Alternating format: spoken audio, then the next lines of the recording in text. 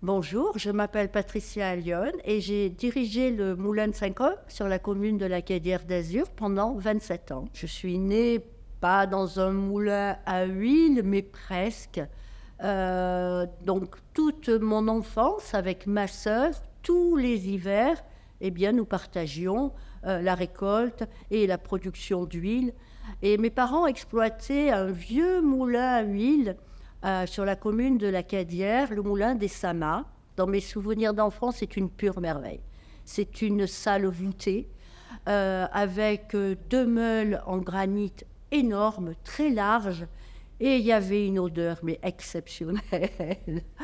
Et tous ces gens qui venaient apporter les olives, c'était vraiment magique.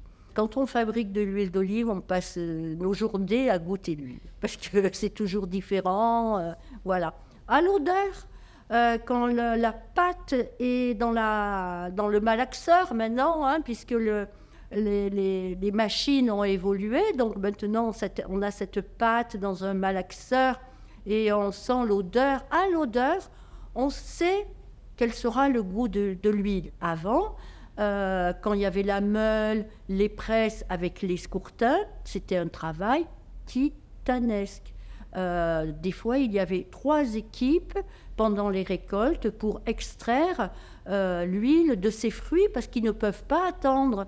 Et c'était très physique, très chaud comme ambiance. Donc tout part du fruit et ce fruit doit être très frais, c'est-à-dire pas ramassé par terre, ramassé sur l'arbre, maximum 2-3 jours à la maison et apporté au moulin. Et le moulin doit extraire le plus rapidement possible pour avoir une huile de qualité. Si vous avez 1 tonne d'olives, donc vous amenez vos olives, par exemple à 10 heures du matin, donc vous repartiez avec votre huile à 4 heures de l'après-midi.